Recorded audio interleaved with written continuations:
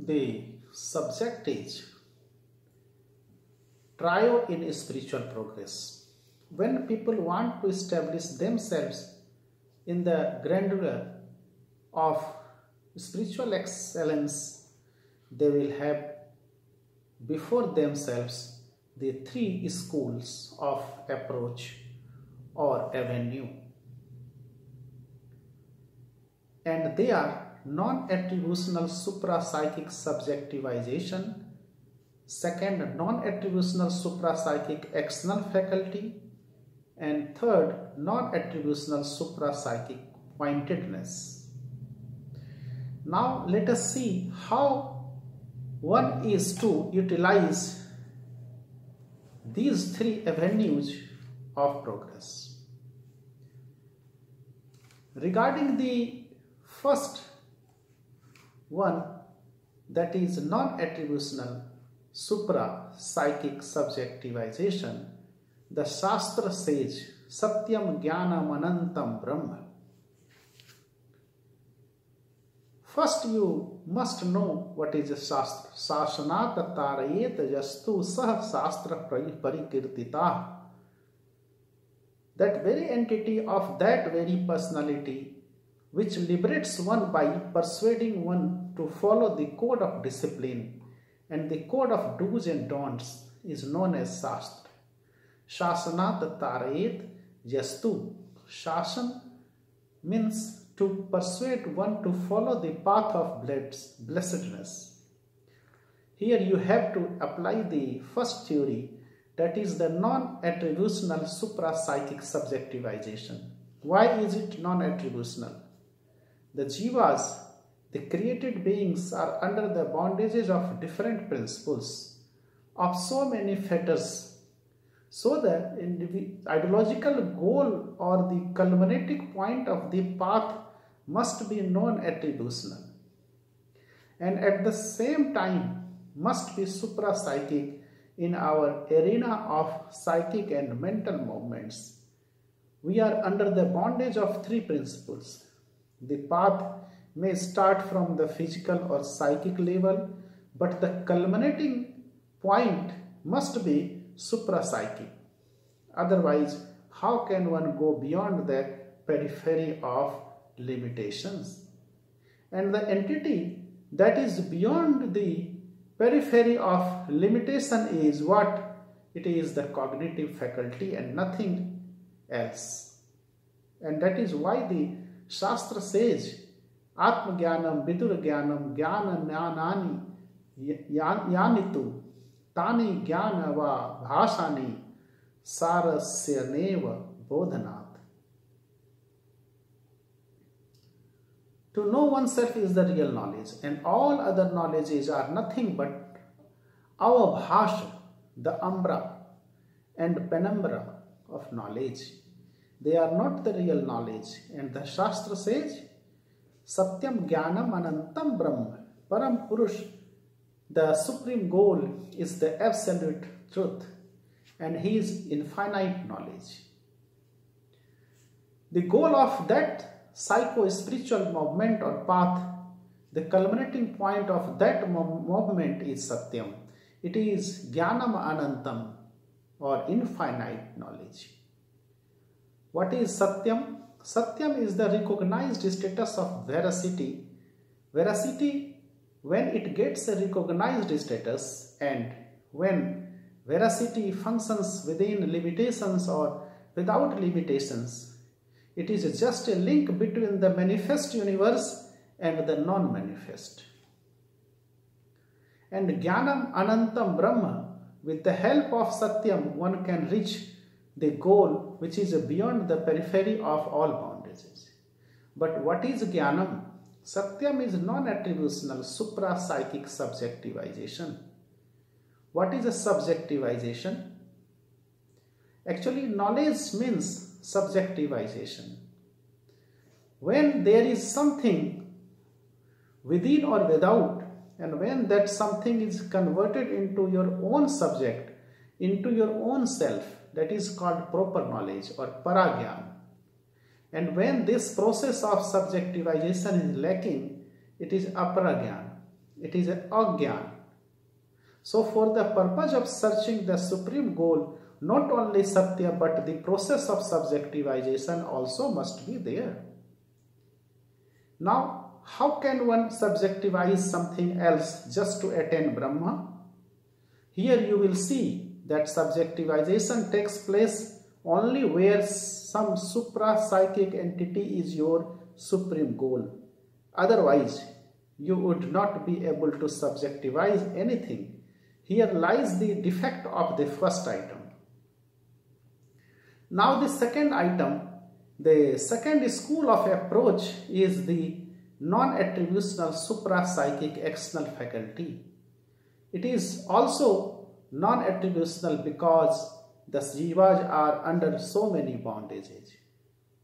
Pash baddho bhavet jivah, pash mukto bhavet shivah. When an entity is within certain bondages, that entity is known as jiva. And when it is freed from all bondages, an entity is known as Shiva. This process, that is to free the aspirant from all bondages, must be non-attributional because the bondages are all attributional. Here also it must be supra-psychic because in the psychic realm there are bondages. So if one wants to go beyond the range of the psychic world, one's path must be connecting something psychic with something supra-psychic. So it is the supra-psychic external faculty. What is action? Action means a change of place. And you see, when the question of place is there, certainly the question of time and person is also there. So this is not something absolute. This comes within the range of fundamental items of relativity of time, space and person. Wherever there is action, there is relativity. Hence, how can that action lead you to the supreme stance? Suppose I place a bolster here. It is a change of place. There is some action done. This external faculty changes with time and spatial expressions, so it cannot express you upon the supreme stance or the human goal. It is said in the Shastra, Karma Brahmeti Karma Bahu Kurvita. Action is Brahma. Go on doing work. More and more work and still more work. But when work means change of place and place is something relative, then how can one attain liberation with the help of karma or external faculty, be it supra-psychic or non-attributional? But another question arises also, that when karma means change of place, object, how can it be non-attributional? The reply is that where the goal is non-attributional, only under such circumstances the external faculty may liberate the jiva. Otherwise, not here lies the defect of the second item, the non-attributional supra-psychic external faculty. Now let us take the third item. The third item is non-attributional supra-psychic pointedness. As you know, wherever there is bondage of sentient, mutative or static principle, it cannot be non-attributional. For you to attain the non-attributional status, you will have to go beyond the three fundamental binding faculties. The practice starts from the psychic realm, but its goal is supra-psychic. The goal is beyond the periphery of anything psychic.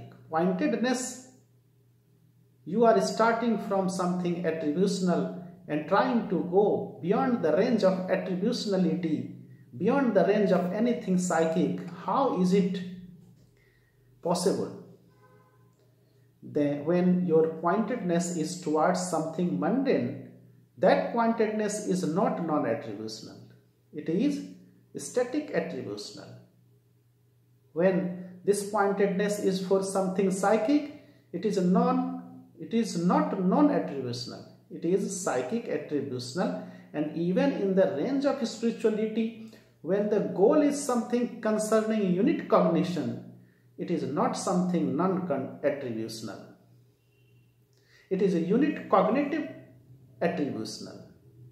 So, when one's goal is beyond all attributionality, then that pointedness can liberate you from all bondages. And what is pointedness? When you are moving towards your goal, you are withdrawing all your propensities from different objectivities and coding that collective propensity towards the supreme entity. This movement towards the supreme entity is known as bhakti. That is why the sages, the great personalities, say that bhakti is the only way. In the first phase, I said there is some imperfection, and if you want to free yourself, you will have to subjectivize all your desires, all your longings towards that singular entity. In the case of the external faculty, also one will have to direct all one's movements towards the Supreme Personality. And in the case of third item, there must be pointedness, supra-psychic pointedness. And that pointedness is what? Oh Lord, I want nothing. I want that this pointed propensity of mine be goaded and guided unto you. Let this pointed propensity of mine be placed at your altar. This is what is called Nirguna Bhakti. Nirguna Bhakti is the only way. Now, how is one to attain Nirguna Bhakti? The pointedness, this non-attributional supra-psychic pointedness, Ananya Mamata, Vishnur Mamata, Prema Sangata. Not by moving towards A, B, C, D, X, Y, Z, but by withdrawing all movements from all objects and goading to collective force of one's mind unto the supreme one pointedness, the pinnacled mind, the apex mind. Now, how is one to do this? One will have to go beyond the periphery of attributionality and beyond the periphery of the psychic world, because the goal is supra-psychic. Human beings alone among so many creatures in the universe can do sadhana. Others cannot. But even the human beings in their individual capacity are very weak and insignificant. Then what is one to do? In one's individual capacity, one is very weak, but three bondages are very strong. A mosquito on one side and on other side a great mammoth. Then how can one establish oneself in the grandeur of spiritual excellence? Is there no future for an ordinary person? Certainly there is a future. In the morning, I told you that the Supreme Entity calls one and all. O human beings, come, I am anxiously and eagerly waiting for you. So the future of humanity is not sealed forever. It can never be sealed forever. Humanity has a bright future, a golden future, because the Supreme Lords beyond the arena of all bondages and all demarcated line are His creations. The Shastra says, Devi Vaisa Gunmayi Mama Maya Duratyaya Mameva Eva Prapadante Maya Metam Tarantite. This binding force, this dangerous binding force, with her dexterous hand, created the serpentine noose. It is very difficult for ordinary human beings to free themselves from this serpentine noose. But people must not be disheartened or discouraged. I am here to help you. Why am I here? These binding forces, these degenerating agencies are under me. They have to obey me. So, although you may be an ordinary human being, if you take shelter in me, I am to help you. This insurmountable Maya won't remain insurmountable. with the help of the Supreme Lord. You will easily surmount this dangerous Maya. So even those ordinary human beings who take shelter in Parampurusha's all-pervading kindness and compassion are sure to attain the supreme excellence of spiritual grandeur. Nobody has any reason to be disheartened. The supreme entity always calls anybody and everybody, "O human beings, O painstaking human beings, don't be afraid, don't be disheartened. I am for you. O human beings, please come. You please come. I am for you."